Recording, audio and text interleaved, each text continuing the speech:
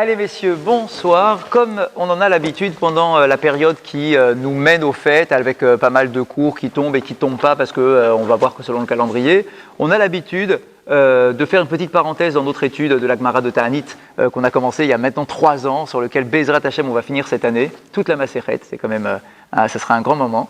Mais donc là on est en début d'année, en début de saison, et donc on va faire une petite parenthèse pour les quelques cours avant ou pendant les Chagim.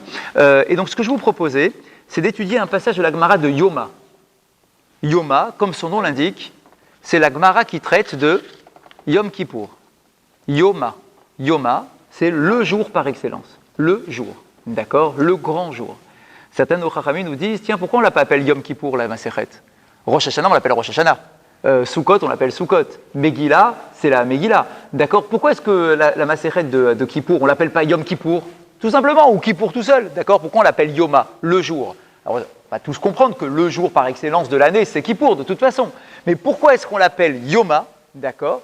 Parce qu'il faut savoir qu'à l'époque, le simple fait de dire, de formuler dans sa bouche le mot Kippour, c'était déjà un mot qu'on évitait de prononcer tellement le jour était important à nos yeux. Et donc, du coup, au lieu de dire Kippour, parce qu'on ne dit, c'est pas un mot qu'on a dans notre bouche facilement, on disait Yoma, le jour. D'accord? Le jour par excellence, donc celui de Kippour. Donc, ce que je vous propose de faire, c'est la première Mishnah, la toute première, du traité de Yoma. D'accord? Quand on ouvre la Gemara de Yoma, la première Mishnah.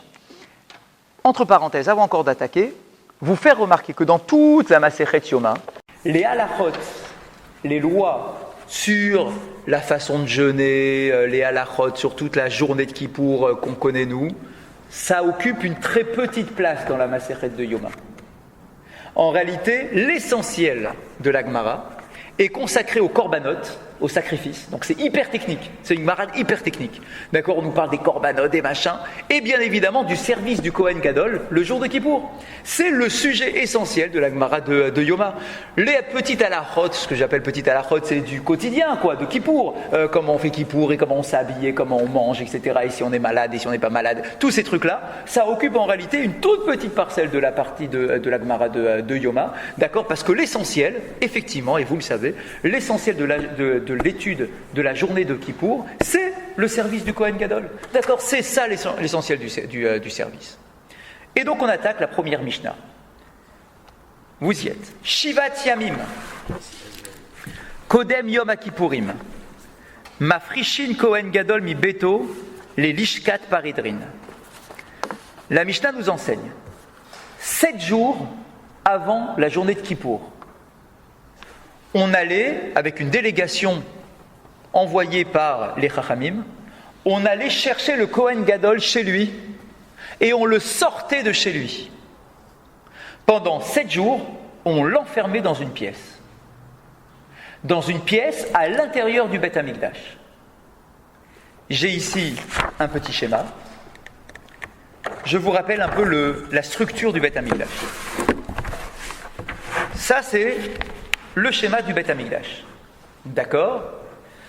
On est ici sur la cour du Beth Amikdash, la cour principale. On a ce qu'on appelle ici, donc la cour en question s'appelle la Ezrat Nashim, qui n'est pas une Ezrat Nashim. Il n'y a pas que des femmes qui sont dans la Ezrat Nashim. Ce que nous on appelle Ezrat Nashim, c'est la section qui est réservée aux femmes. À l'époque du Beth Amikdash, il n'y avait pas de séparation dans la cour du Beth Amikdash. Il n'y avait une séparation que pendant les fêtes de Sukkot. Parce qu'à Sukkot, il y avait des danses, il y avait de la joie. Quand il y a trop de joie, il y a un risque de promiscuité. Quand il y a de la promiscuité, on fait une séparation. Mais quand on venait au quotidien au Beth Amikdash, pour ici, on n'allait pas prier au Beth Amikdash, on allait amener des corbanotes. D'accord? Donc les gens sont là avec leurs animaux, leurs moutons, leurs trucs, etc. Et qui sont tous là ici. En réalité, ça s'appelle Ezrat Nashim, mais tout le monde est ici. C'est en fait ce qu'on appelle la section du peuple. Parce que c'est pour faire la différence avec la Ezrat Kohanim. Vous voyez ce que je veux dire? Tu as la Ezrat Kohanim et tu as la Ezrat Nashim, sous-entendu, c'est le peuple. D'accord? C'est pas pour rabaisser, bien évidemment, le terme femme. D'accord? Mais tout simplement, on va dire c'est le peuple. Il y a là le peuple, là, il y a les Kohanim. Donc ici, je vous rappelle l'orientation, mais vous le savez bien évidemment déjà, l'orientation générale du Beth Amikdash, c'est que ici, on est à l'ouest. D'accord? L'ouest, c'est ici. Le cœur du Beth Amikdash, c'est à l'ouest. Ok? Donc ça ici, c'est l'Aizrat Nashim. Ici, il y a une séparation, il y a les 15 fameuses marches de séparation. Vous savez, il y avait 15 marches, les fameux Shir la Mahalot, les 15 psaumes qu'on appelle les psaumes d'élévation. C'est parce qu'il y en avait un pour chaque marche du Beth Amikdash. Et quand on rentre à l'intérieur, alors là, ça y est, c'est zone réservée, Kohanim, Lévi'im. D'accord? C'est là qui bosse. C'est là qu'on fait les corbanotes. Ça veut dire que le monsieur qui vient avec son petit mouton, il amène son mouton ici, il monte les marches ici avec son mouton, et les Kohanim récupèrent le mouton ici pour faire les corbanotes. Les corbanotes vont être effectués ici à l'intérieur. Ici donc, il y a tous les corbanotes qui vont être effectués, donc les Kohanim, les Lévi'im, enfin tout ce que vous pouvez savoir sur les corbanotes. Ici, il y a l'autel des sacrifices, d'accord?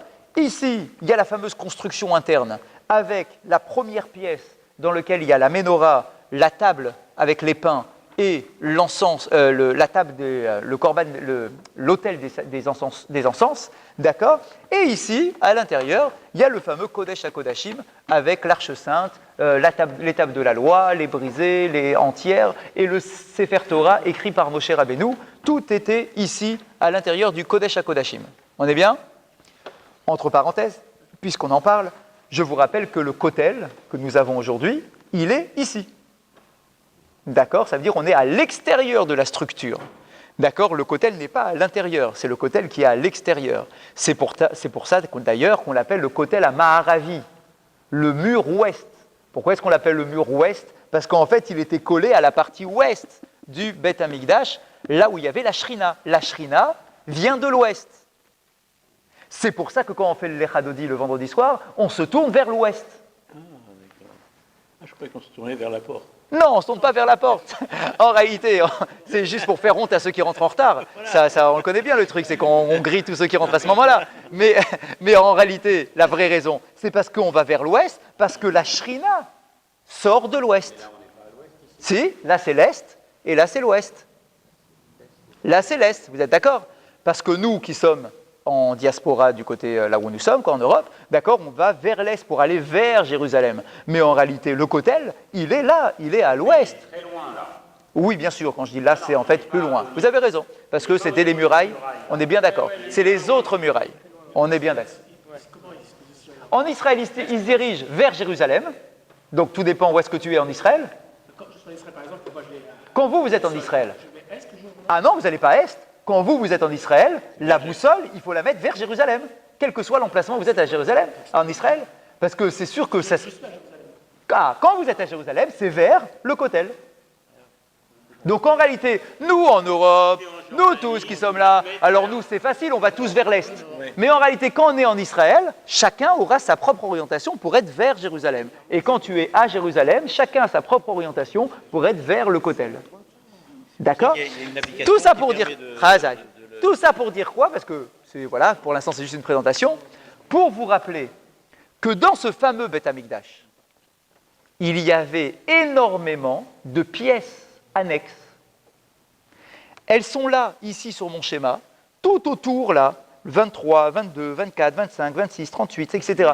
Tous ces petits carrés là, ce sont des pièces annexes qui sont dans le Beth Amikdash. Qu'est-ce qu'il y a dans ces pièces? Eh bien, il y a des pièces où on entrepose du bois, le bois pour faire les sacrifices. Il y a une pièce où on entrepose de la farine, où on entrepose de l'huile, où il y a un mikvé, où il y a les vêtements, etc., etc. Il y a des pièces de fonctionnement, de rangement, d'accord, on dirait, où il y a les kélim, les ustensiles. Où est-ce qu'on met tous les ustensiles du Beth Amikdash? Il y avait des tonnes de fourchettes, de vases, de machins. D'accord, qu'est-ce qu'on en faisait? Où est-ce qu'on rangeait tout ça? Eh bien, en réalité, il y avait des pièces qui nous permettaient de ranger tout ça. Et il y avait des mikvaot, etc., pour que les kohanim soient purs pour faire leur service. On est bien d'accord? Bien.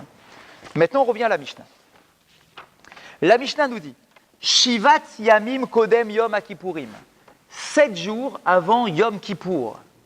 Mafrishin Kohen Gadol mi beto. On allait chercher le Kohen Gadol et on allait le retirer de sa maison pour l'enfermer dans une des pièces du Beth Amikdash. Et où est-ce qu'on le mettait? Dans quelle pièce on le mettait? On le sait dans quelle pièce on le mettait. Les Lishkat Parehedrin.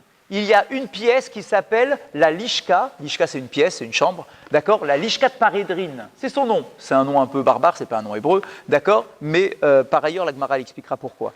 La Lishkat Paredrin, elle est là. C'est le numéro 24 pour ceux qui arrivent à voir. D'accord, c'est là. Donc imaginez, trac, pendant 7 jours avant Kippour, on attrape le Kohen Gadol, on lui met un petit lit de camp et on le fait dormir ici, dans la pièce numéro 24. D'accord, Lishkat Paredrin. Une discussion existe chez nos Chachamim pour savoir, quand on dit qu'on enferme le Kohen Gadol pendant 7 jours, est-ce que c'est une façon de parler ou est-ce que c'est vraiment au pied de la lettre? Eh bien, en réalité, il y a 2 opinions, tenez-vous bien.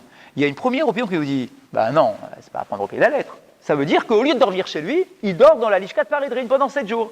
Et que s'il veut faire une petite sieste dans la journée, c'est au Lishkat Paredrin, c'est pas chez lui. S'il veut prendre ses repas, c'est dans le Lishkat Paredrin et pas chez lui. Mais le reste du temps, il va qu'à ses occupations. Le Kohen Gadol, il a beaucoup de responsabilités. Il va qu'à ses occupations. Il y a une autre opinion qui nous dit que non, pas du tout. Que quand on nous dit ici, on retire le Kohen Gadol, il faut prendre ça au pied de la lettre en comprenant qu'en réalité, pendant 7 jours, le Kohen Gadol est enfermé dans la pièce de Lishkat Paredrin et il ne met pas les pieds dehors pendant 7 jours. La question, c'est qu'est-ce qu'il fait? Khazak. Et pourquoi est-ce qu'on le met en prison, entre guillemets, pendant ces 7 jours, le Kohen Gadol, le pauvre, qu'est-ce qu'il a fait? D'accord? Pourquoi est-ce qu'on va l'enfermer pendant cette période-là? Je continue pour l'instant la Mishnah. Bien évidemment, on revient tout de suite après. Ou metakenin lo Kohen acher tartav shema Yera, Bo, Psoul. Et en parallèle de ces 7 jours de séparation, etc., où il ne reste pas chez lui, en parallèle, on va désigner un nouveau Kohen Gadol, qui n'aura pas le titre de Kohen Gadol, qui va être un Kohen Gadol au cas où. Exactement, un substitut du Kohen Gadol. Et on dit, pourquoi tu fais un truc pareil? Shema Yera, Bo, Psoul. Parce que peut-être que le Kohen Gadol va contracter une impureté de dernier moment, et qu'à cause de cette impureté, il ne pourra pas faire son service le jour de Kippour, et que le jour de Kippour, il n'y a que le Kohen Gadol qui peut faire son service. Et donc, il faut qu'on ait un Kohen Gadol de remplacement, d'accord, qu'on puisse nommer immédiatement Kohen Gadol pour faire le service du Kohen Gadol le jour de Kippour, parce que sinon, on est mort. Sinon, le service ne peut pas être réalisé. Quoi? Une seconde. La Gemara, bien évidemment, pose la question, mais pourquoi est-ce qu'il serait impur, le Kohen Gadol? Dis-moi, je fais attention, d'accord? Alors c'est vrai que les règles de pureté et d'impureté à l'époque du Beth Amikdash sont extrêmement sévères, d'accord? Mais ça va, je suis Kohen Gadol, je connais mon boulot, d'accord? Donc je ne vais pas contacter un mort, je ne vais pas être dans un cimetière, je vais faire attention que personne ne me touche, d'accord? On ne sait jamais si quelqu'un est impur et qui me touche. Et en fait, nos maîtres nous disent, oui, c'est vrai, on peut contrôler 95% de nos impuretés, mais il y a un certain degré d'impureté qu'on n'arrive pas à contrôler à 100%, c'est ce que les Chachamim appellent kéri. Kéri, c'est quoi? C'est les pollutions nocturnes. Une pollution nocturne, d'accord, fait que le Kohen Gadol, il serait impur. Et ça, il a beau faire attention à son comportement. Il dort, c'est pendant la nuit, d'accord? Comment tu fais pour contrôler tes pensées? Comment tu fais pour contrôler tes rêves, etc.? C'est extrêmement compliqué. Alors certes, t'es un Kohen Gadol, Baruch Hashem, on est sur du haut niveau. Donc c'est pas le gars qui vient de voir un film à la télé, etc. On est sur du très haut niveau. Mais ça peut quand même arriver.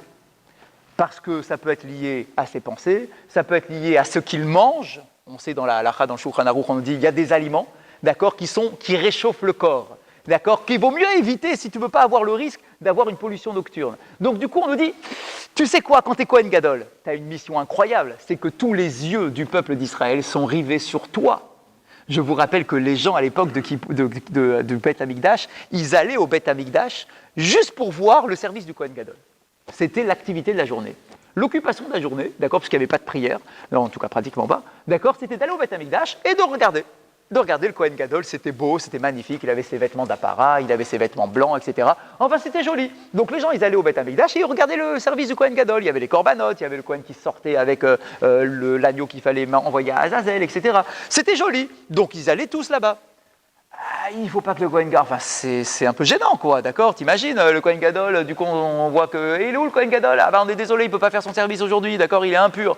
Ah ouais, truc, bon, c'est un peu gênant. Donc il y a toujours Donc en fait, qu'est-ce qui se passe? Pas toujours. Il y en a un pour la période de Kippour. Parce que les autres jours de l'année, qui c'est qui fait le service les autres jours de l'année? C'est les Kohanim. Il y en a des milliers de Kohanim, donc ça passe toujours inaperçu. S'il y en a un qui a une impureté, ça passe inaperçu. Mais le Kohen Gadol, si un jour il a contracté une impureté, personne ne remarque parce qu'il ne sert pas au Beth Amikdash. Mais le jour de Kippour, Et regardez le premier Rashi. Regardez le premier Rashi. Shekol avodat yom kippourim ena keshera elabo. Parce que tout le travail de Kippour n'est valable que si c'est lui. Et donc, je ne peux pas dire à un autre Cohen, c'est quoi, discrètement, tu vas faire le boulot à sa place parce qu'il a eu un problème cette nuit, etc. Tu ne peux pas dire un truc pareil, c'est qu'un Cohen Gadol avec le titre qui peut servir. Donc, du coup, en ayant désigné à l'avance un autre Cohen, qui serait le Cohen Gadol de remplacement, ça va passer tout de suite. Il y a un petit problème, ça peut arriver, mais au moins on a un Cohen de remplacement immédiatement. Le Cohen Gadol de remplacement, il était avec lui dans la... Chazak, c'est la question qui vient de poser. En réalité, non, il n'est pas dans la Lishkat Paredrin. Dans la Lishkat Paredrin, il n'y a que le Cohen Gadol. D'accord, le vrai, l'officiel. Mais c'est évident que le Cohen de substitution, c'est sûr que lui aussi, on lui demandait de respecter certaines règles pour ne pas en arriver à être lui aussi pasoul. Mais la Mishnah ne nous dit pas exactement quoi. On ne sait pas exactement où est-ce qu'il était, est-ce qu'il avait une pièce particulière, est-ce qu'il avait un comportement particulier, est-ce qu'il avait le droit de vivre avec sa femme par exemple, tout simplement. D'accord, une relation avec sa femme, ça le rend impur. D'accord, donc il faut aller au mikvé, etc. Donc du coup, il y a des périodes d'impureté, il y a des périodes de pureté, il y a des périodes où il faut aller au mikvé, enfin c'est compliqué. Donc du coup, j'imagine, enfin je sais pas qu'imagine, c'est je sais que même ce Cohen-là de substitution, il a lui aussi des règles à suivre, mais pas dans la Lishkat Paredrin. Lishkat Paredrin, c'est le Cohen Gadol. Et d'ailleurs, je vous rappelle, et ça vous l'avez entendu dans les prières qu'on fait à Kippour, etc., ou dans les Mishnayot de Kippour, on nous dit que, tu sais quoi, pour éviter que le Cohen Gadol ne contracte une impureté la nuit même de Kippour, donc la nuit de la veille, enfin, on se comprend, du service, quoi. On nous dit qu'il ne dormait pas, en fait, la nuit. On l'empêchait de dormir.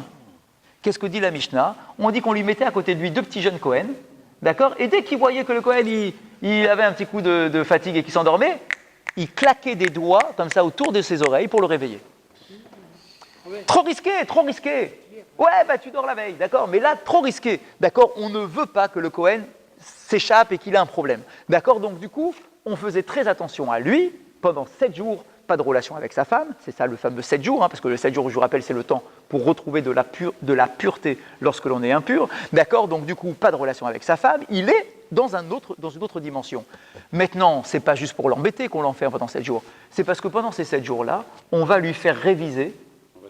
Oui, alors il est déjà formé, c'est un Cohen Gadol, mais on va le faire réviser tous les ans. Il doit réviser. Dis-moi, c'est très précis son service du Cohen Gadol à Kippour. C'est hyper précis. Il doit faire ça le matin, il doit aller dans cette pièce-là, aller se changer, aller se retremper, aller se rechanger, aller faire un sacrifice, asperger du sang, revenir, faire le sacrifice, etc. Ça, c'est une journée qui est hyper compliquée. Il ne va pas être là en train de voir un gars à côté de lui en disant « Tiens, vas-y, va faire ça maintenant, va faire ça », c'est pas joli. Il faut qu'il sache tout seul ce qu'il doit faire. Et en plus, quand il va rentrer à l'intérieur du Kodesh HaKodashim, il va être tout seul. Il n'y a personne qui va lui dire et lui souffler à l'oreille qu'est-ce qu'il doit faire. Donc il doit savoir exactement à la lettre et à la virgule près ce qu'il doit faire. Donc on va le former et le reformer tous les ans pendant les 7 jours où on va lui rappeler toutes les halachot et on va le faire jurer de ne rien modifier à son service. Parce qu'à l'époque déjà, il y avait un risque de courant réformateur. Exactement. Il y avait des Koutim, il y avait des Samaritains, il y avait les machins. On avait peur qu'ils aient une influence sur le Cohen Gadol et que le Cohen Gadol ne soit pas dans la lignée rabbinique. Et donc du coup on dit « Hey, jure maintenant que tu ne vas rien modifier. Jure, on veut que tu jures. » Et effectivement, il avait l'obligation de jurer pour pouvoir faire son service le jour de Kippour.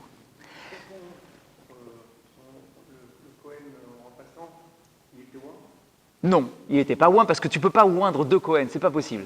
C'est impossible. Donc c'est un problème, Ah, pardon, il n'était pas oint avant. Il n'était pas oint en précaution, je te oint en avance pour que tu sois prêt. D'accord? Est-ce qu'il était oint le jour même?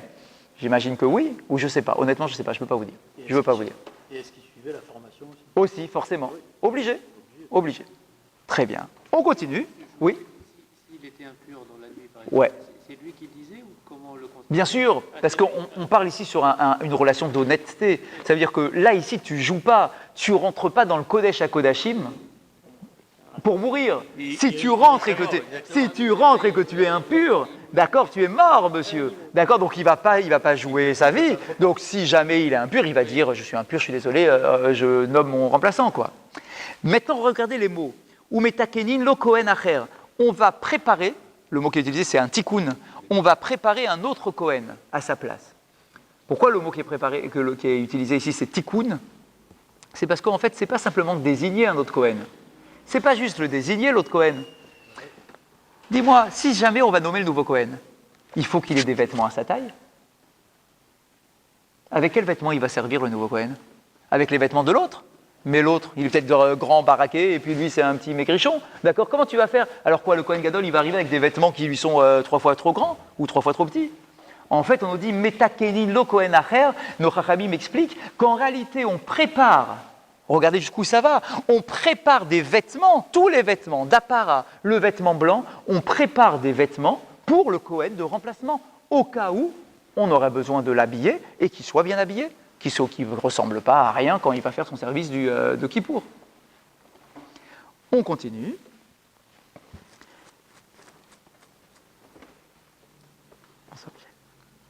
Rabbi Yehuda Omer, Af Isha Acheret, Metakenin lo, Shematamut Ishto, Shenemar Vechiper Baado Vrad Beto, Beto Zo Ishto, Amrulo Imken En Adavar Sof.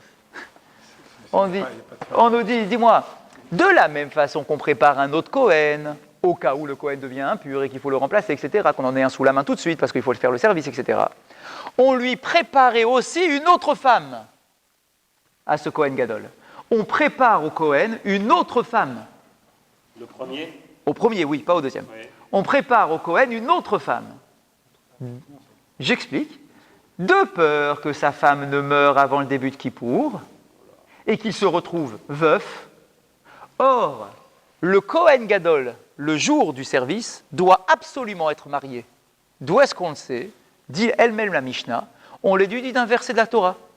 Qu'est-ce qu'on dit dans la Torah? On dit que dans le service du Kohen de Kippour, il y a un moment où il va apposer sa main sur le korban et il va demander pardon pour lui et pour sa famille, pour son baït.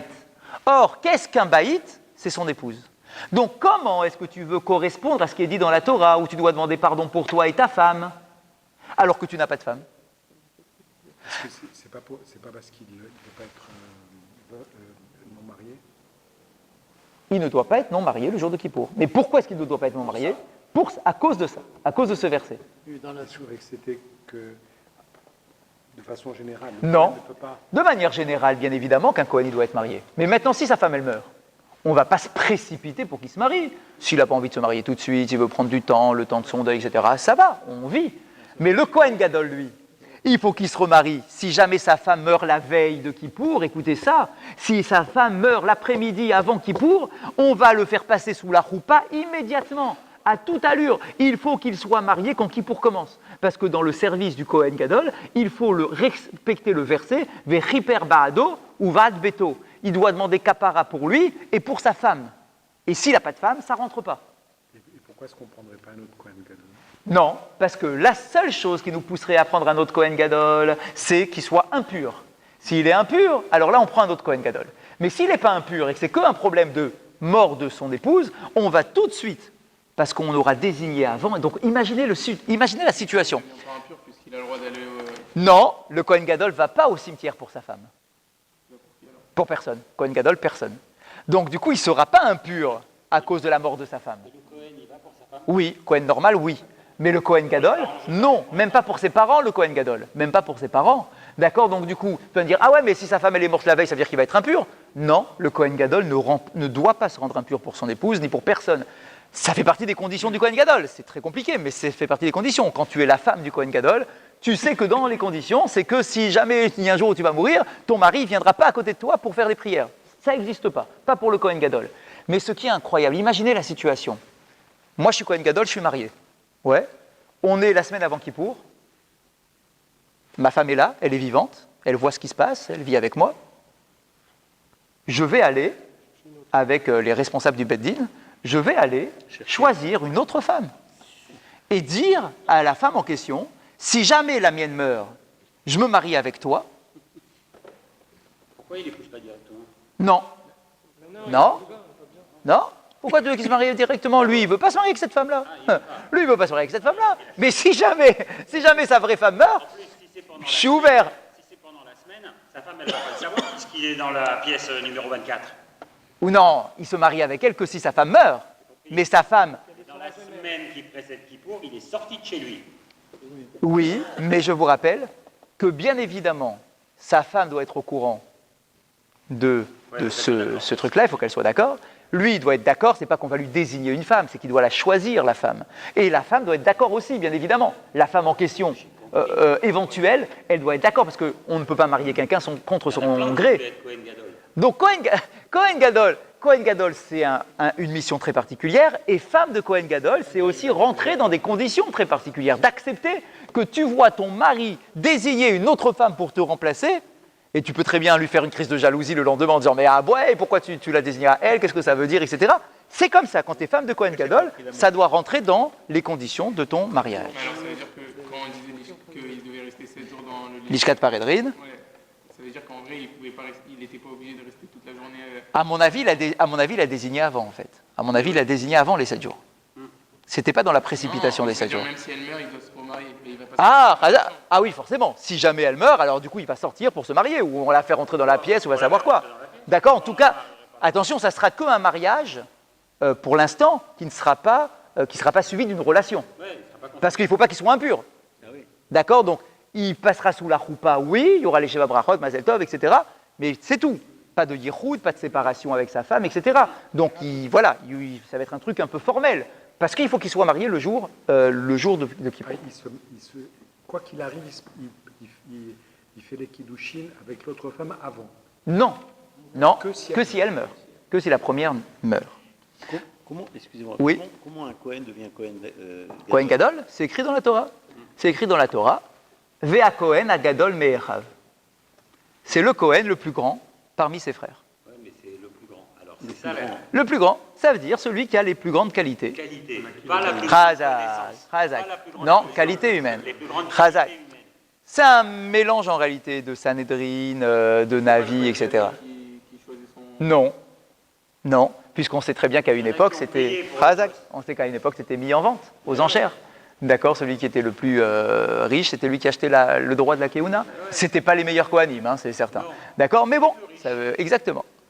Maintenant, la Mishnah, elle dit, ah bon, alors attends. Et si la nouvelle femme, elle meurt aussi, peut-être qu'il faudrait en préparer aussi, va savoir. Imagine, 3 jours avant, la femme numéro 1 meurt, donc il va passer sous la roupa tout de suite après. Bien, mais 1 jour avant Kippour, la femme numéro 2 meurt. Alors il faudrait qu'on désigne aussi une 3e femme au cas où, d'accord, et donc du coup, on ne s'arrêterait pas.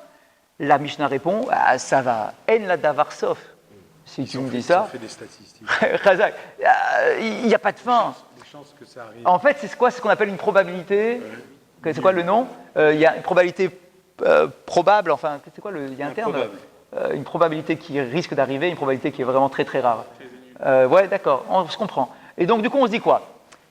Il y a peut-être effectivement une chance que sa femme officielle meure. Mais de dire que non seulement sa première femme meurt, et qu'en plus la deuxième femme, ça va, tu vas trop loin, n'exagère pas. D'accord, donc on en nomme une. Le Cohen remplaçant, il y en a un. Chazak, il y en a un, et le Cohen remplaçant. Alors ici, lui aussi devient impur. Est-ce qu'on va nommer un 3e Cohen remplaçant? Non, ça va, c'est bon. Edna Davarsov, si on ne s'en sort pas. Mais quand même, c'est quand même intéressant de remarquer que la probabilité d'impureté est prise en considération plus que la probabilité de la mort. Ça, c'est certain. D'accord. Et on a d'ailleurs une preuve halachique à ce principe-là. Vous savez qu'il y a une halakha sur la Birkat Alevana. Il y a une halakha dans la Birkat Alevana qui nous dit que si tu vois la lune un mercredi, fais pas la Birkat Alevana mercredi. Attends samedi soir. Parce que c'est bien de faire la Birkat Alevana samedi soir quand tu as tes vêtements de Shabbat et que tu es tout beau, tout frais, etc. C'est beau de le faire samedi soir, mieux que le mercredi.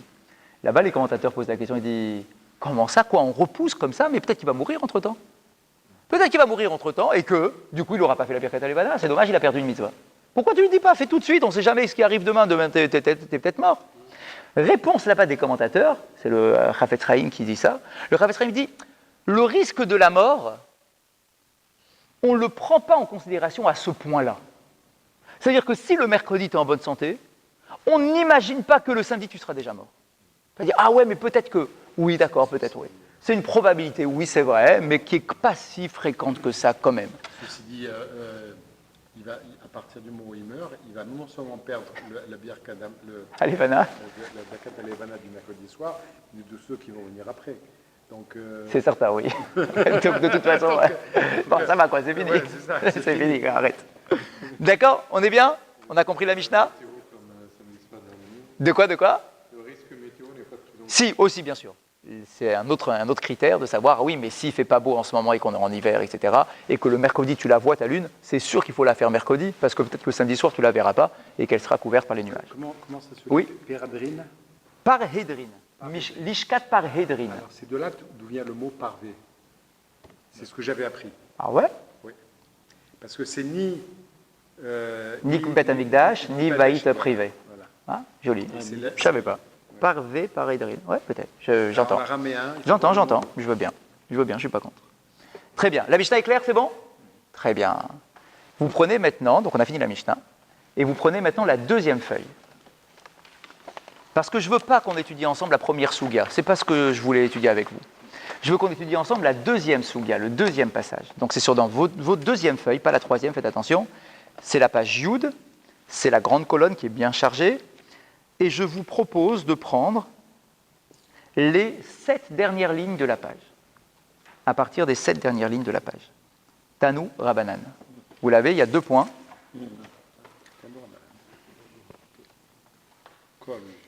C'est bon, vous l'avez? On y va.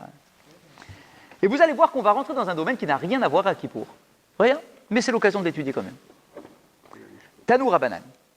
Kol aleshachot shehayu bamikdash lo hayu lahen mezouza.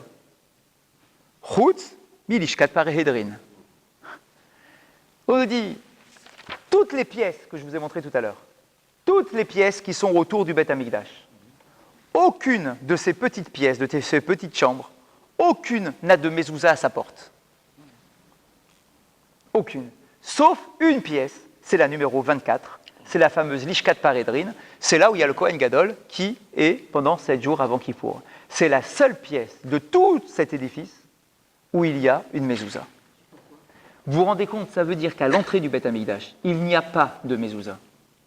À l'entrée du Echal, à l'entrée du Kodesh HaKodashim, il n'y a pas de mezouza. Et là, la halakha est très claire. Pourquoi? On l'avait vu un matin, si vous vous souvenez ici. Parce qu'il est écrit dans le schéma Israël, là où il y a la mitzvah de la mezouza, il est écrit Urtaftam, Al mezuzot betecha ou visharecha. Tu dois écrire ce fameux parchemin et l'accrocher sur l'entrée de tes portes, de tes maisons. Or, le Beth Amikdash, ce n'est pas ta maison. C'est la maison de Dieu, c'est la maison d'Hachem, c'est la maison de la Kedusha, c'est tout ce que tu veux, mais en tout cas, ce n'est pas ta maison, ça c'est certain. Chazak. Ah, 2 minutes, ça va être notre sujet. C'est pour ça qu'une synagogue, c'est pour ça que dans notre synagogue, il ne doit pas y avoir de mezouza d'après la halakha. Que quand on met une mezouza à l'entrée d'une synagogue, c'est juste comme ça, c'est pour le fun. On n'en fait pas de bracha quand on met la mezouza à la synagogue. Ah bon? Non, on l'attache comme ça. On fait juste un téhilim comme ça pour faire plaisir. Hein? Chazak, parce que c'est un endroit où il y a du passage, un endroit où il y a de la vie, etc. Mais minadin, je ne mets pas de mezouza à une synagogue. Un commerce. Parce qu'une synagogue, Un commerce, c'est ce qu'on fait nous. qu'est-ce qui définit un baït? La réponse, ça va être la même. Qu'est-ce qui définit un baït? Un baït, c'est défini par 2 choses. C'est un endroit où je mange et un endroit où je dors. S'il n'y a pas ces 2 critères, ça ne s'appelle pas un baït. C'est pas une maison. Donc un commerce, je vais mettre une mezouza, mais je ne vais pas faire la Chazak. Pareil pour mon bureau, au boulot, etc. D'accord, je mets une mezouza comme ça parce que c'est bien, mais je ne fais pas de bracha là-dessus. Je dors pas dans mon boulot, à mon boulot. D'accord, je dors pas dans mon commerce. D'accord, j'y dors pas. Dans ma synagogue, je dors pas, je mange pas. C'est une synagogue, c'est un lieu qui est kodesh. Ce qui est kodesh, ça s'appelle pas baït. C'est pas betecha, c'est pas mon maison. Bet amidrash, c'est déjà autre On chose. doit en mettre une à la souka. Ah, 2 minutes, ça va être notre sujet. Donc on y va. On reprend. Chazak, une location saisonnière. Je mets pas de mezouza. Oui, mais ça s'appelle pas betecha. C'est pas ta maison. C'est un truc de passage, c'est pour quelques jours. Vous êtes d'accord? 2 minutes, ça va être notre sujet. Je reprends. Tanu Rabbanan. Donc on enseigne, nos chachamim nous enseignent. Kol aleshachot shayu bamikdash lo hayu lahen mezouza chutz milishkat parhédrin. Toutes les pièces du Beth Amikdash n'ont pas de mezouza, à l'exception de la lishkat parhédrin, là où était le Kohen avant Kippour. Shayaba bet dira la Kohen gadol. Et si tu veux une réponse, pourquoi est-ce qu'il y avait une mezouza? Parce que c'était privé. Pendant 7 jours, c'est une maison. Pendant 7 jours, c'est une maison, ce truc-là. Il y a le Kohen qui dort là-bas, qui mange là-bas, il va être enfermé là-bas. D'accord? Donc pendant 7 jours, c'est une maison. Donc il faut, oui, une mezouza. Ah, 2 minutes. Votre question est très bonne. Est-ce que pour autant, même si je l'ai bloqué là-bas, est-ce que si je l'ai bloqué là-bas, est-ce que ça s'appelle Betera? Est-ce que c'est sa maison pour autant au Kohen Gadol? Et en plus, combien de temps il reste là-dedans? 7 jours. D'accord, mais 7 jours, c'est rien. Quand vous prenez une location pour 7 jours, vous ne mettez pas de mezouza pour 7 jours dans une location. D'accord, si vous restez plus longtemps, c'est une discussion. Mais si vous restez 7 jours, c'est sûr que vous ne mettez pas une mezouza. C'est quoi ce truc-là? Alors quoi, il est où Betera? Que c'est pas Betera? Toute l'année, à part. Qui? Le Kohen Gadol? Rien. Ah, rien, il n'y va pas dans cette chambre-là. C'est que pour les 7 jours. C'est que les 7 jours avant Kippour, c'est tout. Il n'y fait rien de les autres jours le temps. Il n'y a personne qui passe en parédrine. D'accord, donc pourquoi tu mets une mezouza là-dedans? Alors nos commentateurs posent la question, effectivement, et ça va être un peu notre souga, c'est que cette pièce-là, effectivement, c'est pas vraiment le Beth Amikdash.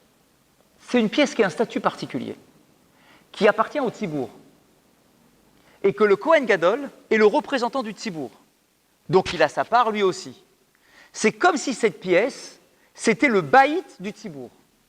Communauté. Exactement, de la communauté. Et que lui, en tant que représentant de la communauté, c'est pas simplement qu'il y est pendant 7 jours, alors tu dis, ah ouais, est-ce qu'il faut, est-ce qu'il ne faut pas? C'est qu'en réalité, ce lieu-là est un lieu particulier. Et donc, du coup, dit la Braïta, ici, Tanoura Banane, il faut mettre une mezouza à cette pièce. Il en faut une. On continue et on va creuser, bien évidemment. Ah, très bonne question, ça sera abordé.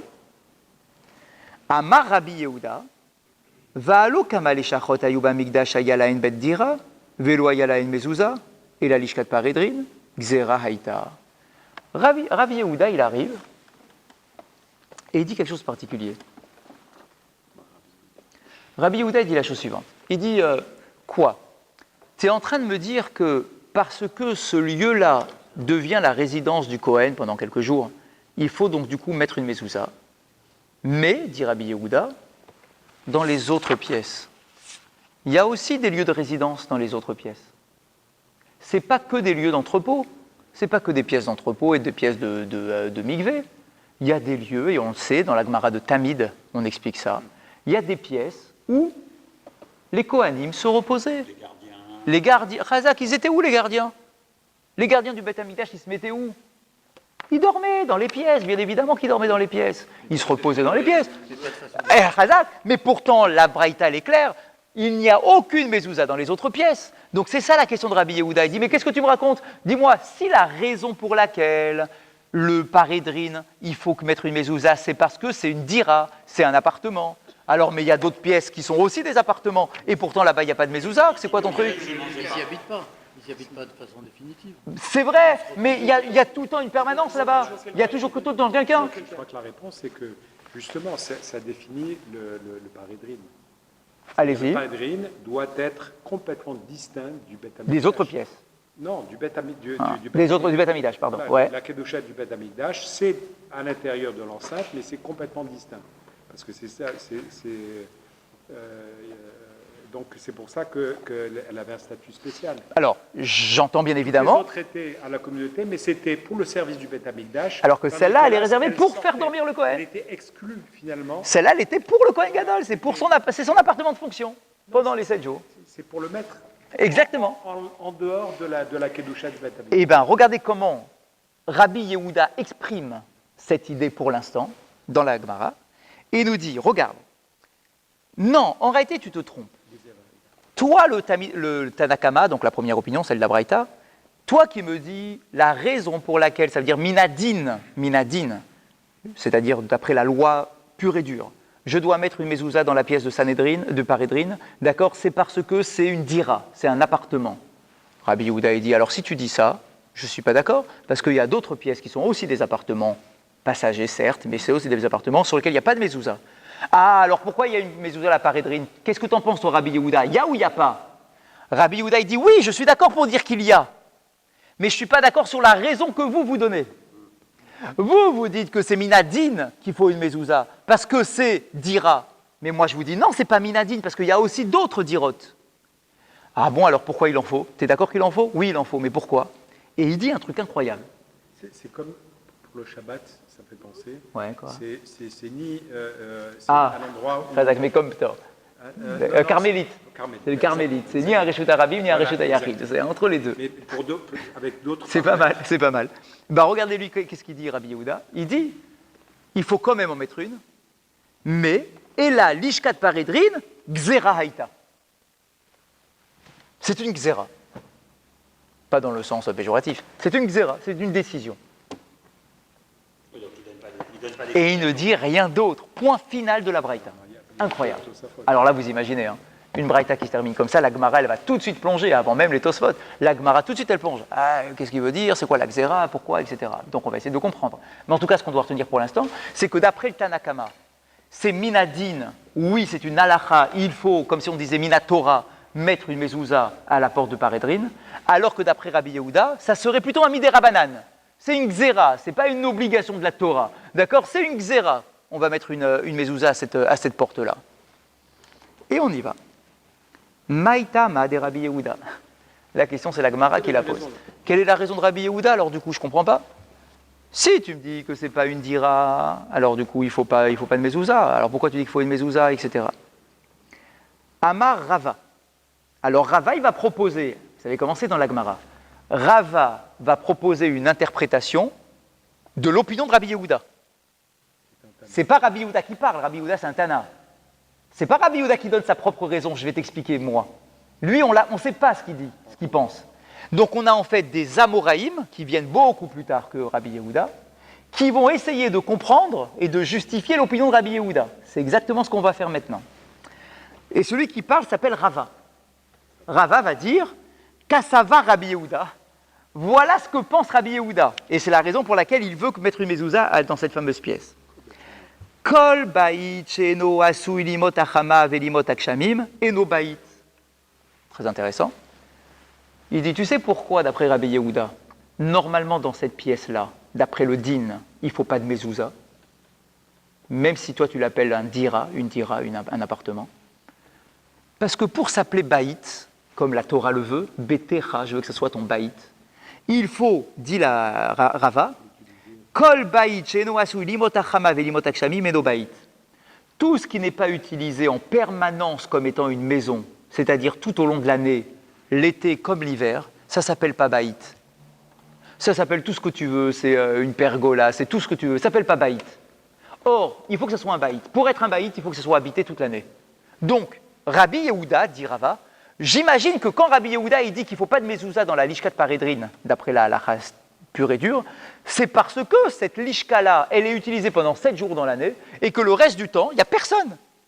Donc c'est comme si c'était une maison d'été, mais pas d'hiver, ou une maison d'hiver et pas d'été, enfin peu importe, mais ce n'est pas une maison permanente. Donc ce n'est pas un baït. Donc tout ce qui n'est pas baït ne nécessite pas de mezouza. Et voilà l'opinion de Rabbi Yehuda. Voilà pourquoi Rabbi Yehuda a dit que d'après la Torah, il ne faut pas mettre de mezouza.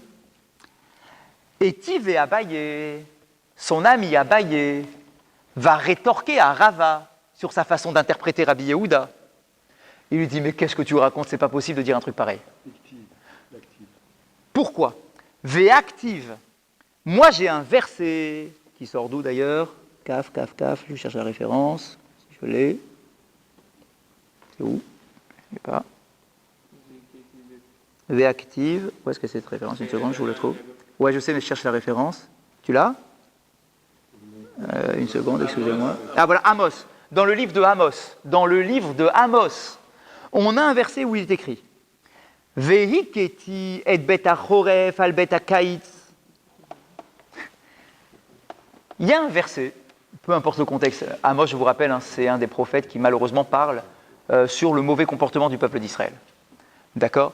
Donc du coup, c'est Hachem qui annonce des malédictions qui vont s'abattre sur nous.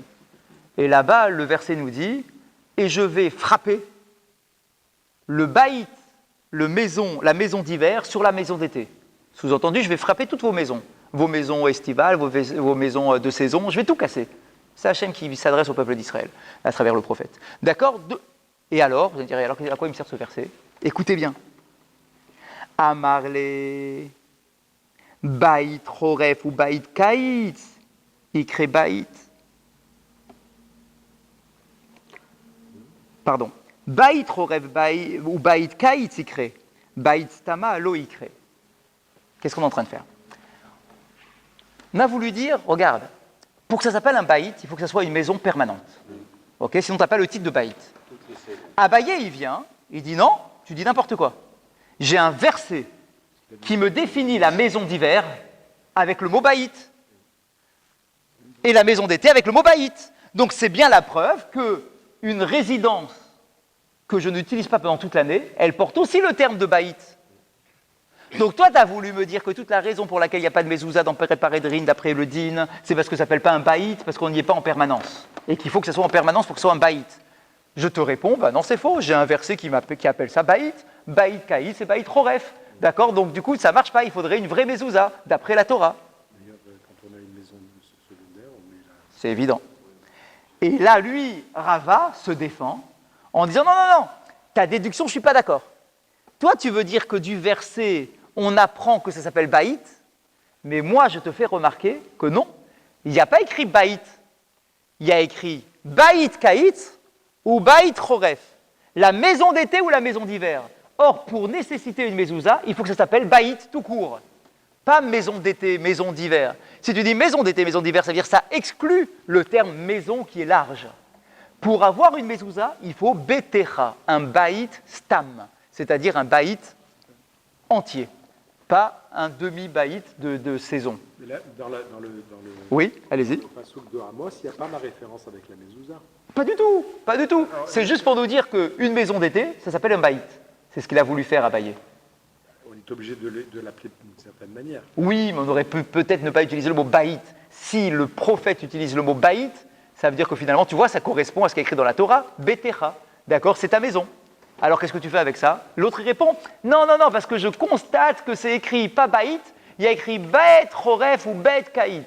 D'accord, donc il y a un petit bémol. C'est pas un baït dans toute sa grandeur. C'est un baït choref, baït kaït. D'accord, donc c'est pas la véritable maison. Et donc, il s'en sort, Rava. Il s'en sort. Et donc il revient, donc il conclut toujours de la même façon. C'est pour cette raison que d'après Rabbi Yehuda, il ne faut pas de mezouza, minadine, sur le Lishkat Paredri. Parce que c'est Xéra. C'est pas en tant que... Ah, je sais toujours pas en quoi c'est une Xéra. Ça, j'ai toujours pas répondu. Pour l'instant, je t'ai juste répondu pourquoi minadine, il n'en faut pas, d'après Rabbi Yehuda. Parce que lui, Rabbi Yehuda dit qu'il n'en faut pas minadine, alors que les Chachamim, eux, ils disaient qu'il en fallait minadine. On continue. Et Tivé Abaye. Abaye qui veut vraiment coincer Rava, il amène une autre objection. Soukat achag bechag, Rabbi Yehuda mechayev, vachachamim potrin. Ah, il dit, dis-moi, j'ai un autre enseignement qui va complètement à l'encontre de ce que tu m'as raconté. Tu sais pourquoi? Parce que j'ai un enseignement qui me dit que la souka, dans laquelle on réside que 7 jours, eh bien, Rabbi Yehuda dit que dans une souka, il faut mettre une mezouza.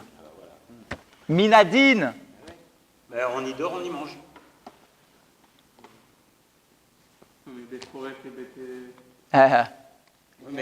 Donc, ça veut dire quoi? En théorie, chacun a sa souka. En théorie, chacun a sa souka. Et alors? Donc si... Ah, il n'y a pas de linteau, il a raison. Pourquoi il n'y a pas de linteau? Si, Bah si, il y a une porte. Il y a une porte. Chacun a sa souka. Ah bah elle ressemble au mur, hein, la porte, hein, forcément. Donc, mais il y a une porte, il y a une ouverture de porte. C'est sûr qu'il faut une mezouza, qu'il faudrait une mezouza si c'était une pièce normale. Donc là, ici, on a un enseignement où Rabbi Yehuda, il dit que sur une mezouza, tu dois mettre chayav, tu dois mettre une mezouza minadine avec une bracha. Alors attends, va chachamim potrine. Alors que les chachamim, eux, ils disent non, ça va pas, dans une mezouza, on met pas de mezouza, on met dans une souka, on met pas de mezouza, parce que c'est pas une maison fixe. Vétané allait Rabbi Yehuda, et Rabbi Yehuda, il va même plus loin que cela. Il est en contradiction avec lui. Parce que... Chazak, donc ça veut dire qu'on a mal compris. Ça veut dire que tu as mal compris Rabbi Yehuda. Ça veut dire que tu as tout mal compris en réalité. Oui, ça veut dire que toi, la lecture que tu m'as fait, toi, Rava, en me disant Voilà, j'ai compris, j'ai tout compris. Pas d'effet divers. Parce que, Tu n'en mets pas. Ça, mais il y a une Gezerah, tu l'en mets. oui, Et maintenant, il te dit, non, il faut en mettre une parce que il faut en mettre c'est qu'en réalité, il y a un problème dans notre compréhension. Il y a un truc qu'on n'a pas compris. D'accord? Et que Rava non plus n'a pas compris, puisque c'est Abaye qui lui envoie la figure. Il dit, mais qu'est-ce que tu racontes? Tu me dis que d'après Rabbi Yehuda, c'est que facultatif, c'est que rabbinique, que de mettre une mezouza dans Pirat Paredrine, parce que c'est pas une maison définitive, etc. Mais qu'est-ce que tu racontes? Et est-ce que la souka, c'est une maison définitive? Et pourquoi dans la souka, il dit qu'il faut en mettre? Alors pourquoi il dit que Mishkat Paredrine, il ne faut pas en mettre? Est-ce que ça ne fait pas référence dans la feuille de Rabbi Yehuda que le jour de Kippour, l'important, ça mashpia sur toute l'année. Et alors? Et de la même façon... Ah, que ça lui confère un statut spécial. Alors, parce que ça influence toute l'année. Alors faites attention à ne pas commettre d'erreur. Attention. N'oubliez pas que quoi qu'il arrive, avec cet enseignement-là qui a priori contredit ce qu'on a dit jusqu'à présent, n'oubliez pas qu'on ne peut pas s'en sortir en disant que finalement, dans la Mishnah, d'accord, enfin, la Braïta qui était rapportée, d'accord, qu'on va changer l'opinion de Rabbi Yehuda. Vous voyez ce que je veux dire? Ça veut dire que Rabbi Yehuda, ce qu'il dit, lorsqu'il dit qu'il faut une mezouza dans l'Ishkat Paredrine en tant que Xéra, ça, on ne peut pas l'effacer. Ça, on ne peut pas dire « Ah non, c'est ça que tu as mal compris ». Ça, c'est quelque chose qui est sorti de sa bouche. Ça, il l'a dit. Mais d'un autre côté, il dit qu'une souka, il faut une mezouza minadine, d'après la Torah. Donc il faut qu'on arrive à comprendre comment est-ce qu'à propos de la Ishkat Paredrine, il dit que d'après la Torah, il ne faut pas de mezouza, alors que pour la souka, il dit que d'après la Torah, il faut une mezouza, alors que ça il ressemble beaucoup. Mais la souka, c'est pas plus que la maison c'est pas plus une maison qu'une lishka. La lishka, il y est pendant 7 jours. Mais si on a dit qu'en tant que représentant du peuple, ça lui appartient. Non, mais peut-être que, parce que selon Rabbi Yehuda, peut-être que selon Rabbi Yehuda, l'Ishka Paredrine, c'est pas un endroit où il reste H24 là-dedans. Et par exemple, manger, Oui, mais il y restera pas moins de toute façon que dans sa souka. Oui, mais on a dit que Beto, c'est quelqu'un qui mange et qui dort là. Oui, et bien dans l'Ishkat Paredrine, c'est sûr qu'il mange et qu'il dort. Et dans la souka aussi. Ah, c'est certain. C'est sûr que si on le met là-bas, ça veut dire que ça devient sa demeure. Moi, j'ai un autre problème. Ça, c'est sûr. Et donc, si c'est sa demeure, c'est qu'il dort, au moins, il dort et il mange là-bas. C'est sûr. Le problème pour comprendre vraiment Oui. là, c'est que finalement, si on regarde la troisième chose, c'est que la halakha, c'est qu'on ne met pas la mezouza. Ah, ça, après, vous parlez d'Alacha, comment ça va être tranché? Ça, c'est déjà une autre dimension. Ça va être tranché comme les Chachamim, mais non pas comme Rabbi Yehuda. Et on verra aussi pourquoi. Oui, mais les raisons, finalement... Mais là, ici, maintenant, Rabbi Yehuda, lui qui dit qu'il faut qu'il soit cohérent avec lui-même, Rabbi Yehuda. Pourquoi, pour une souka dans laquelle tu dors 7 jours, tu dis qu'il faut, d'après la Torah, et que la Lishkat Paredrine, dans laquelle on dort pendant 7 jours, tu dis qu'il ne faut pas? C'est sûr que c'est pas le même statut. Oui, mais quand on dit Xéra, c'est-à-dire qu'il ne faut pas d'après la Torah. Mais que c'est que les Chachamim qui t'ont obligé. C'est ça, Xéra. D'accord? Donc pourquoi tu me dis Chayav pour la souka, et alors que pour la Paredrine, tu dis Xéra? C'est sûr, c'est parce qu'ils n'ont pas le même statut. Donc il faut trouver quelle est la différence de statut entre les deux. C'est ça qu'on doit trouver. Ce n'est pas remettre en cause ce qu'il a dit, Rabbi Yehuda, parce qu'il doit être cohérent avec lui-même, mais c'est justifier la différence qu'il peut y avoir entre une souka et la Ishkat Paredrine. Rabbi Yehuda, il a dit ça, d'accord, c'est ça. Et Abaye a dit, non mais il faut reprendre, Bien sûr. la réponse de Rabbi Yehuda à Abaye. Mais non, justement, Rabbi Yehuda ne peut pas répondre à Abaye. Rabbi Yehuda, c'est un Tana. Oui, non, je sais, mais Donc en fait, les seuls qui sont en discussion dans l'histoire, répondions. c'est Rava et Abaye. Eux, ils sont en discussion pour comprendre Rabbi Yehuda. Mais lui, Rabbi Yehuda, c'est un Tana. C'est sûr qu'il est cohérent, Rabbi Yehuda. Tu ne peux pas dire, ah ouais, il dit n'importe quoi. Rabbi Yehuda, c'est un Tana. Donc ce qu'il dit, c'est sûr que ça doit être cohérent. Toi, maintenant, et nous, aujourd'hui, casse-toi la tête pour le rendre cohérent. Fais ce que tu veux, hein, tu tords tout ce que tu veux, mais tu dois le rendre cohérent, ce Rabbi Yehuda. ça veut dire que la raison n'est pas dans l'espace-temps comme voulait le dire Abaye. Chazak. Donc, Puisque nous, on pensait que c'est l'espace-temps, et que si c'est un baït permanent, alors là, il faut mettre, et si c'est pas un baït permanent, tu mets pas. J'ai une preuve du contraire. Une souka, Rabbi Yehuda lui-même, il dit qu'il faut en mettre. Donc tu vois bien que le critère de Rabbi Yehuda, c'est pas parce que c'est un espace-temps, c'est qu'il y a autre chose. Dis-moi autre chose. Et en plus, c'est pas fini. Vétane ala Rabbi Yehuda, et Rabbi Yehuda en plus, il en rajoute. Il ne dit pas simplement qu'une souka, il faut mettre une mezouza. Regardez jusqu'où il va, Rabbi Yehuda, pour bien te dire que pour lui, une souka, c'est une maison. C'est comme une maison. Il dit, mechayev be'eruv, ou be'mezouza, ou be'maaser. D'après Rabbi Yehuda, une souka, non seulement elle nécessite une mezouza, on a compris, sa minadine, mais en plus, ça nécessiterait un hérouv, si ça rentre dans les conditions d'un hérouv pour pouvoir transporter dans une cour commune, en fait, c'est ça l'idée, c'est que si jamais ta souka s'ouvre sur une cour commune, d'accord, avec d'autres maisons, etc., il faut inclure le propriétaire de la souka dans le hérouv. On peut dire, mais pourquoi lui, il n'existe pas, lui, il n'a pas de maison, il a une souka, il n'a pas de maison.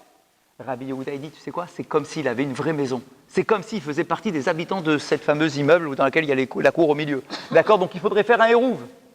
Et encore mieux que ça, même pour le maaser, une souka a une incidence sur le maaser. Je vous rappelle la halakha. Pour qu'une récolte soit concernée par le maaser, la question se pose, c'est pas ici, c'est dans Zera, dans Zraïm, dans les traités sur la récolte. Là-bas, on nous pose la question, on dit, à partir de quel moment j'ai l'obligation de prélever le maaser? Est-ce que c'est pile à la récolte? Est-ce que c'est quand j'engrange? Est-ce que c'est quand, etc., etc. Quand est-ce que je dois faire mon prélèvement du maaser? Et la réponse, c'est la suivante. Quand la récolte voit et qu'elle traverse la porte de la maison. Avant les patois. Ça s'appelle comme ça, roé, péné, abaït. C'est l'expression.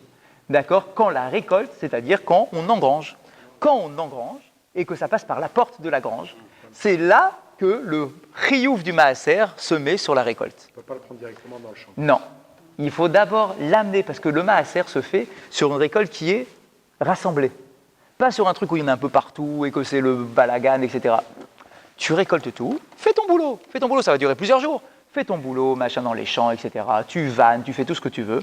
Ensuite, tu vas tout récolter, tout rassembler, et tu vas le faire passer à l'intérieur de ta grange. Eh bien, quand ça passe la porte de ta baït, de ta maison, ta grange, d'accord, hop, le chiyuv du maaser commence. À tel point que... La grange, ils appellent ça une maison? Oui, ça c'est certain. Parce que c'est peut-être que tu dormais dedans, enfin c'est une grange, pas une grange comme aujourd'hui, où tu imagines que la grange, où tu fais que entreposer. C'est aussi, en fait, tu le mets sur le toit, quoi, le toit de ta demeure. Et là-bas, on pose la question dans la Gemara. Il nous dit, et tu sais quoi? Si tu fais rentrer la récolte par la fenêtre, tu es dispensé du maaser. Ça nécessite un Ça, c'est effort. pas beau. C'est pas beau, hein? Mais quand même, c'est comme ça. C'est une ruse qui existe. Nous, on aime bien ruser, un peu trouver les trucs à l'envers et tout. D'accord? Si tu rentres par la fenêtre, c'est pas joli, parce que tu n'auras pas fait de maaser. Mais le minadine, tu n'as pas de prélèvement de maaser si ce n'est pas passé par la porte. Et alors, vous allez dire, bon, ok, c'est intéressant en soi. Rabbi Yehuda dit, si jamais tu as décidé d'engranger ta récolte dans ta souka, est-ce qu'on considère que la porte de la souka, c'est comme la porte de ta maison, qui va rendre chayav pour faire le maaser? Ou bien est-ce que c'est comme une fenêtre qui finalement n'a pas d'importance? Eh bien, Rabbi Yehuda dit, oui, c'est comme la porte de ta maison. C'est-à-dire que d'après Rabbi Yehuda, même une maison de 7 jours, ça s'appelle une maison dans tous les sens du terme. Ça veut dire que c'est chayav une mezouza, c'est chayav pour le maaser, c'est chayav pour le hérouv, donc c'est une véritable maison. Alors pourquoi il n'est toujours pas d'accord sur le... Donc comment ça se fait que pour le parédrine, il dit que c'est que midérabanan? On est d'accord. Il dit que ça appartient enfin, on a vu la phrase qui disait que toutes les pièces, elles appartenaient à personne. Enfin, on ne mettait pas de mezouza sur les pièces de... Sur toutes les autres? Ouais, alors pourquoi sur celle du parédrine on met? Ah oui, justement, peut-être pour ça il a dit que c'est pas minadine. Parce Que qu'il c'est est Stam. D'accord, mais pourquoi c'est pas minadine? Justement, ça la question. Non, Parce que si toi, Rabbi Yehuda, tu dis que sur une mezouza, c'est minadine, sur une souka, c'est une minadine. Si tu dis que sur une souka, c'est minadine. Mais justement, peut-être que le statut que les autres donnent sur de la Lishkat Paridrine. Oui. Qu'elle a un autre statut. Et bon, en fait, c'est juste comme n'importe quelle moi, pièce. ce que je vous ai pas dit. de- C'est que c'est un autre statut, forcément. Ouais, mais lequel? Peut-être que c'est comme les autres pièces du bête Ouais, mais il faut qu'on comprenne, son argument. c'est que c'est pour donner un statut particulier au Beth Hamikdash. Non, au Parédrine, La pièce. de le distinguer complètement du Beth Hamikdash. Pourquoi C'est-à-dire quoi? On lui met une mezouza ou on lui met pas? Au départ, la question se pose de savoir si, comme vous l'avez dit, on met la mezouza sur Beth Hamikdash. On ne la met pas puisque c'est une maison, ça appartient à Kadosh Baruch. Ok. Et toutes les pièces qui sont dans le Beth Hamikdash appartiennent à Kadosh Baruch de la même façon. Et cette pièce-là, pour la distinguer justement de la Kedusha du Beth Hamikdash, on est obligé de faire un statut avec la mezouza pour dire ça sort du Beth Hamikdash. C'est ça, elle est spéciale. Cette pièce-là est spéciale. Elle appartient pas. Et donc vous voulez dire c'est ça Xéra. C'est ça la Xéra. C'est ça la Xéra. Alors qu'une souka, c'est un baït normal. Une souka, ça t'appartient, non? C'est t'appartient, tu vis dedans pendant 7 jours, c'est une maison. Pendant 7 jours, c'est une maison. D'accord? Donc tu mets ta mezouza là-dessus. J'entends. Juste pour terminer. Vechitema miderabanan. Mais tu peux me dire, mais pourquoi tu m'embêtes? On n'a qu'un dire que quand Rabbi Yehuda, il dit qu'il faut mettre une mezouza sur la souka, c'est aussi miderabanan. C'est une xéra aussi. C'est-à-dire, c'est comme pour le Lishkat Parédrine. Tu es en train de me dire, ouais, t'as vu, sur la souka, il dit qu'il faut mettre une mezouza, et pour Parédrine, il dit qu'il ne faut pas mettre de mezouza, qu'il faut la mettre comme miderabanan. Mais pourquoi tu dis ça? Tu n'as qu'un dire, dit la Gemara, que même quand il dit qu'il faut mettre une mezouza dans la souka, c'est aussi miderabanan. Et donc, du coup, il est cohérent sans avoir besoin de se tordre le cerveau. D'accord? Et que, voilà, c'est miderabanan pour la souka et miderabanan pour l'ishkat parédrine. Et puis voilà, tu peux très bien t'en sortir en disant ça. Et pourtant, la Gemara refuse ça. Et dit non, pour la souka, quand il dit chayav, c'est pas chayav miderabanan. C'est chayav. Tu dois mettre minadine. Et il expliquera pourquoi c'est forcément minadine et pas miderabanan. On s'arrête là pour aujourd'hui. On fait un kaddish. Ribi Hanania, Ben Akasha Omer. Ah, Ratza Kadosh Baruch Hu, les 50 d'Israël. Les Shicha, Chirwa, la de Ravzat Neymar. Anan Ravet Seman Sitko, Yagdil Torah, Veyadir. Kaddish, In Gadal, Veit Kadash, Shemer Rabba. Ve'alma, Divera, Cherute, Ve'amir, Marchute, Ve'atzma, Chokane, Vikare, Meshichem. Bechayechon, Ubiomechon, Ufraye Dechol, Bet Israël. Mangala, Vizman Kari, Veimru, Amer, Shemer, Rabba, Mevarach, Ve'alam, Le'alme, Almaya, Ilbarach, Par, Vitroma, Vitnase, Vitadar, Vitale, Vitalal, Shemer, Ekucha, Bericho, Le'aela, Minkol, Vichata, Shirata, Vishvechata, Venechamata, Damiran, Ve'alma, Veimru, Amer, Al Israël, Ve'al Rabbanan, Ve'al Talmideon, Ve'al Kol, Talmideon, Ve'advin, Ve'askin, Moraita, Kadishta, Di Be'atra, Haden, Vidi, Vechol, Atar, Ve'atam, יהא לנו ולון ולכון שלמה חינה וחיסדה וחיי אריכה שונא רווחה ורחמה